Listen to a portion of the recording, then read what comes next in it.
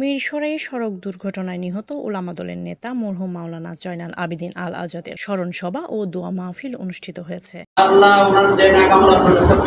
বৃহস্পতিবার 13 আগস্ট দুপুর 12টায় বারুইয়ারহাটে মিরসরাই ওলামা দলের আয়োজনে আলোচনা ও দোয়া মাহফিল অনুষ্ঠিত হয়। এতে মিরসরাই উপজেলা ওলামা দলের সহসভাপতি মাওলানা আক্তার উদ্দিনের সভাপতিত্বে যুগ্ম সম্পাদক মোহাম্মদ খাইর উদ্দিন মাসুকের সঞ্চালনায় প্রধান অতিথি ছিলেন চট্টগ্রাম 1 মিরসরাই আসনের সাংসদ নুরুল আমিন।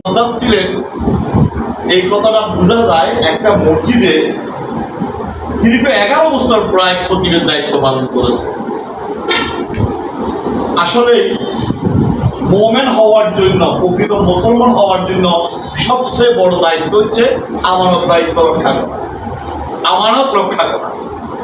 বিশেষ অতিথি চট্টগ্রাম উত্তর জেলা ওলামা দলের সভাপতি মাওলানা জমির উদ্দিন, বিএনপির সাবেক সদস্য সচিব গাজী নিজাম উদ্দিন, বারুইয়ার পৌর বিএনপির সাবেক আহ্বায়ক দিদারুল আলম মিয়াজি, উপজেলা ওলামা দলের সাধারণ সম্পাদক মাওলানা হাফেজ মুসা, মাওলানা আনোয়ার হোসেন, মাওলানা সাইফুল ইসলাম, মাওলানা নুরুল আফজার ভূঁইয়া, মাওলানা সালাউদ্দিন, গোলাম কিবরিয়া, মাওলানা ইসমাইল খান সহ বিভিন্ন নেতৃবৃন্দরা। যে ওয়াদা করেছিল, সেই যে কমিটমেন্ট দিয়েছিল, নির্বাচনী ইশতেহার দিয়েছিল, সেই ইশতেহারের বাস্তবায়ন রোগের কাজ ইস্যু করার আগে শুরু হয়ে গেছে। ফ্যামিলি কার্ডের কথা বলেছে, শুরু হয়েছে। কৃষি কার্ডের কথা বলেছে, শুরু হয়েছে।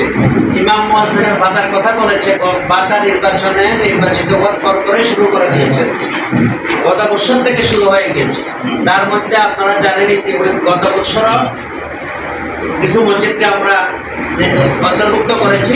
এই বছর প্রতিটা ইউনিয়নের 15টি মসজিদ করে অন্তর্ভুক্ত করার জন্য আমাদেরকে নির্দেশনা এসেছে।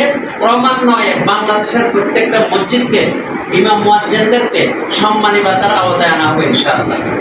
স্মরণ সভা শেষে মিরসরাই ওলামা দলের সদস্য 6 নং ইছাখালী ইউনিয়নের 9 নং ওয়ার্ড ওলামা দলের সভাপতি মরহুম মাওলানা জয়নাল আবেদিন আল আজাদের রুহের মাগফিরাত কামনায় মিলাদ ও দোয়া মাহফিল অনুষ্ঠিত হয়। ভূমিকা পালন করেছে।